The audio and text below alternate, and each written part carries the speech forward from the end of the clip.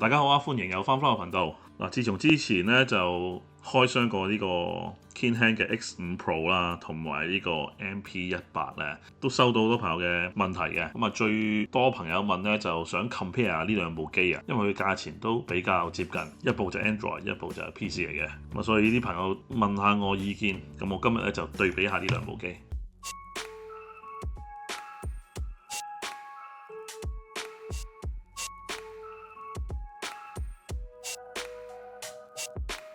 係啦，今日咧就會對比下呢個 X5 Pro 同埋 MP18嘅。嗱，大家如果未知呢兩部係咩機嚟嘅咧，可以睇翻我之前啲開箱片嘅。咁我今日就會對比下佢兩部機嘅功能啦、遊戲嘅 performance 啦、遊戲玩到嘅種類啦、佢兩個跟機嗰個 hard drive 有嘅遊戲啦，同埋價錢啦，最重要嘅係啦。咁啊，除咗有網友問我對比呢兩部機之餘呢，都有啲其他啲意見嘅。咁有啲人真係覺得呢兩部機都係貴嘅。咁啊，當然我覺得都係偏高價錢嘅。但係我都講過㗎啦，如果你自己真係識整嘅話呢，當然自己買機自己搞呢係最抵㗎啦。咁如果淨係硬件配置嚟講呢，當然唔需要佢呢個價錢去買到啦。但係如果人哋有埋遊戲 set up 埋俾你，就唔使自己再煩嘅話呢，咁都係有佢嘅市場嘅。因為好多人真係唔想嘥時間整嘅，雖然我都拍過好多片教大家點整啊、點整啊，咁係啦，時間就係金錢，有啲人需要，有啲人唔需要嘅，係啦。咁至於呢兩部機價錢呢，仲可以同埋月光寶盒咧戰神1T去對比，我覺得咁雖然嗰部貴翻少少，但係效能應該係比呢兩部高少少嘅。咁嗰部對我嚟講都係偏貴嘅，講真。但係就係啦，又係嗰句啦，人哋如果裝晒所有嘢，如果你自己冇儲開 ROMs 嘅話呢，淨係下載嘅時間都會花你幾多時間。係啦，好，咁啊，廢話唔多講，而家開始。好啦，首先講下功能先啦，不如講下部 X5 Pro 先啦。咁佢係一個 Android 嘅電視盒嚟嘅，其實咁佢行緊 Android 13嘅。咁佢雖然跟機咧，淨係得 YouTube 啊、Netflix 啊，係嗰啲咁嘅 Apps 去睇電視啊，但係基本上你可以下載一啲 Apps 咧，例如好似嚟電視咁啦，咁你可以睇晒世界各地唔同嘅電影啊、劇集等等嘅，所以呢個都幾方便嘅。咁佢跟機咧就係用天馬模擬器嘅嗱，佢都有好多獨立模擬器係用到嘅，亦都玩到啲 Android game 嘅。咁就算你唔中意用天馬模擬器咧，佢都有其他嘅 Apps 咧可以代替到天馬模擬器嘅。但係都係嗰句啦，你買呢啲機咧就係俾多啲錢，就係貨人哋整俾你，唔使自己整嘛。咁所以就我 base on 去天馬模擬器去講啦。咁對我嚟講啦，天馬模擬器就唔係太好用嘅，但係咧佢對於中文字啊成嗰啲咧就 support 得比起電腦用 Battlezera 用 RetroBat 嗰啲好少少嘅。係啦，咁啊所以中唔中意用天馬模擬器就見仁見智啦。其中有弱點就係有某些模擬器好似 Dolphin 咁咧，玩緊遊戲嘅時候咧，想撳去 menu 咧，喺個 joypad 度咧，我係撳極都撳唔到噶。咁啊要用個 remote 或者插一插個 mouse 咧去彈翻出去個 menu 度嘅。咁呢個係有少少麻煩，係啦。嗱，至於另外個 MP18咧，佢係一個 PC 嚟嘅，功能上一定比 Android 多噶啦。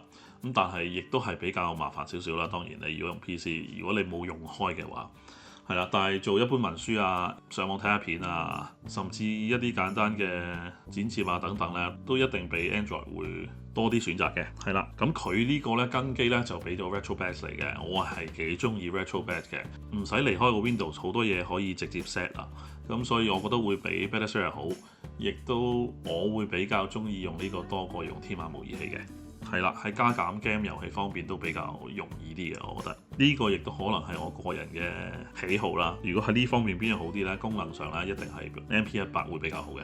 嗱，再嚟呢就係 game performance 啦。咁我哋不如就直接攞幾個模擬遊戲去試下跑分。譬如我 PS2 啦，睇下佢可以最高去到幾多倍解像度，跟住睇下個順暢度係點啦。咁我會左右對比一下嘅。咁啊，左邊係 X5 Pro，右邊係 MP18。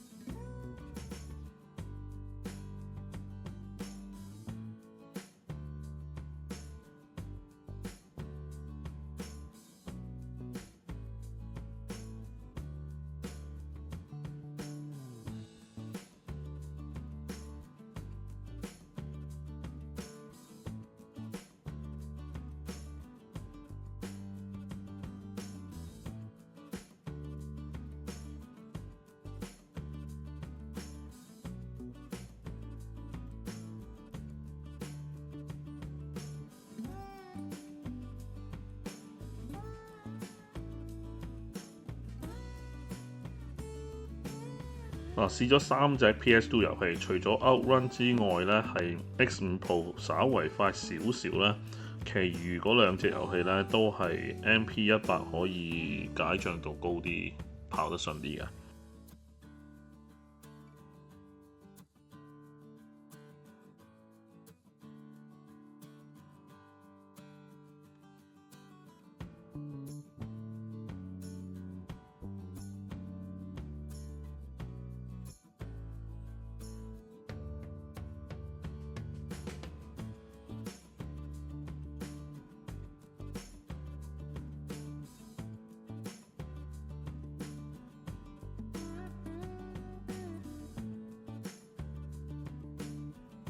至於 PSP 嘅 God of War Chains of Olympus 咧，X5 Pro 咧可以跑到3倍解像度，MP100咧最多可以去4倍嘅。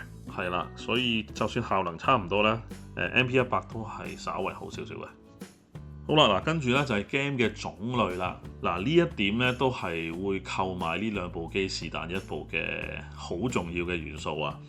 因為好多譬如睇我嘅觀眾咧，都係中意玩 Sega Model 3嘅遊戲啊，例如 Spikeout 啊、Daytona 啊、Scud Racing 啊嗰啲咧，全部呢啲咧喺 Android 係玩唔到嘅，因為佢只係 support PC 版嘅啫。咁當然啦，你可以用一啲 Apps 啊去睇下試下得唔得嘅，但係個 performance 一定冇電腦咁好嘅。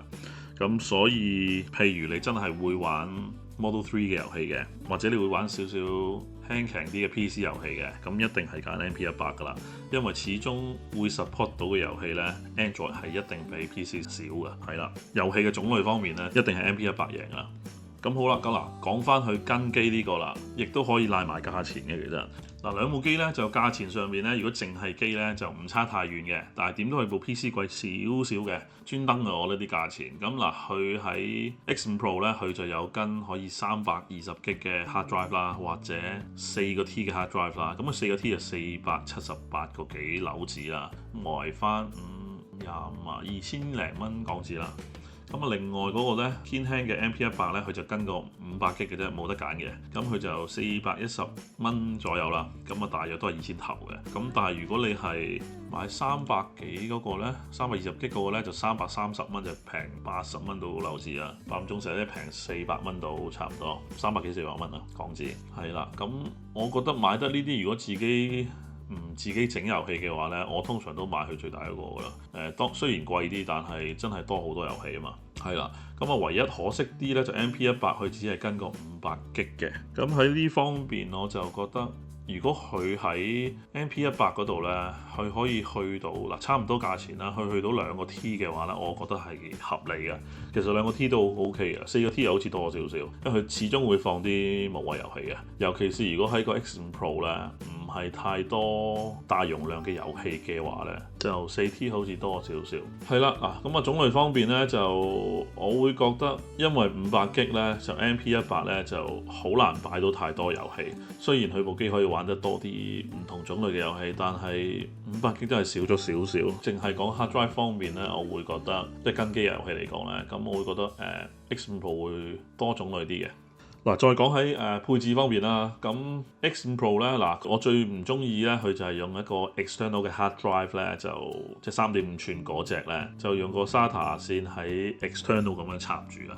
咁其實散熱方面啊、外表方面啊都係唔好睇嘅。你即係本身部機係幾靚嘅，佢同部 MP100 我覺得擺喺電視旁邊咧都唔係好影響啊。外形我可能仲中意部 X5 Pro 添，但係佢就咁樣攬住個大嘅 hard drive 喺度咧，就非常之醜樣，同埋散熱方面我都有啲擔心，如果玩得耐，咁所以我會自己擺翻個嗰啲 hard drive 套咧，就套翻去會比較安心啲，係啦。咁但係就好壓榨。而呢個 MP100 咧，佢就依個2.5寸嘅 hard drive 嚟嘅，雖然係500G，咁佢就可以直情擺咗喺 internal 個 MP100 裡面嘅，咁所以呢一點咧，我係覺得 MP100 好啲嘅。X5 Pro 咧，佢就跟埋一個 remote 啦。咁 remote 我覺得係有必須嘅，有時好似頭先我講話喺 Dolphin 嘅遊戲裏面咧，模擬器咧有時跳唔到出嚟，或者喺某些遊戲跳唔到出嚟咧，用個 gamepad 嘅時候，咁你就用 remote 可以 back 一 back 咧，或者彈個 menu 出嚟咧，咁你就可以再 select 翻嘅。咁有時喺 Android 咧，真係始終佢係主要 for 電話 touch screen 用嘅。咁有時有啲嘢你冇咗 touch screen 咧，就會比較唔方便咯，係啊。咁我所以插翻個 remote 或者插一個 mouse 咧係會方便好多嘅。係啦，咁啊而呢個 MP18佢係一部迷你電腦嚟㗎嘛，佢只係跟一個 joystick 嘅話咧，一個 joypad 嘅話咧，基本上你一定要自備一個最少要自備一個 mouse 啦，咁有埋 keyboard 會仲方便，因為電腦嘛。咁佢始終一入去 Windows 嘅時候咧，你要用 mouse 去開着咗個 retrobat 先，咁先至可以用個 remote 去玩咯，係啊，咁所以呢一點咧就你點都要需要自己加少嘢落去㗎啦，係啦，咁所以經合呢啲嘢咧，呢一 part 我會覺得評分啦。好，咁啊到最後啦，價錢啦，頭先都其實掂過下價錢㗎，兩部坦白講都係有啲觀眾都講係偏貴嘅，係真係偏貴嘅。咁但係如果你自己嗱，我都係嗰句啦，如果你自己識得自己整呢，淨係自己買硬件呢，再自己裝 game 嘅話呢，就係一定平好多嘅。咁但係如果你真係自己整，自己有能力去整，又有時間去整嘅話呢，我就呢兩部都唔建議買㗎啦。咁最好買部高階少少嘅 PC，甚至一部二手嘅，好似戰神 1T 咁嘅 spec， 自己去整。我之前都講過㗎啦。咁你起碼最少可以6個 Gen 嘅 i5 以上啦。咁就最好有一張1050卡或以上嘅，咁你基本上咧好多遊戲都 run 得好㗎啦，係啦，咁就起碼去到 PS3 啊嗰啲級數先至可以窒咯，係啦，咁戰神 1T 就可惜，我之前開過啦，就係最衰冇 display 卡啦，所以佢好多有啲 PC 遊戲舊啲嘅都玩到，但係就去到 PS3 嗰啲就唔係好得嘅，但係插翻張卡嘅話咧就好好多啦。咁呢兩個價錢咧都只係平過戰神 1T 少少嘅啫，我覺得如果你都係唔想自己搞，但係唔介意大件嘅話呢，又有個 joystick 呢，戰神 1T 可能仲抵嘅。但係如果你真係想擺個電視隔離，得閒玩下咁嘅，咁我呢兩個一定係比戰神 1T 好啦，因為外貌上、外觀上點都係好啲嘅。我會推薦 MP18多少少咯，始終佢功能上好少少，玩到嘅遊戲會多啲，而佢又唔使有個 hard drive 喺外面咁樣去，即係影響個外觀係啊。咁所以如果喺廳度唔可以擺咁大件嘢嘅話呢，我會推部 MP18啦。好啦，嗱，最後啦，雖然我比較咗咁多，我講咗我嘅意見，但係呢都係需要睇你自己嘅需求嘅。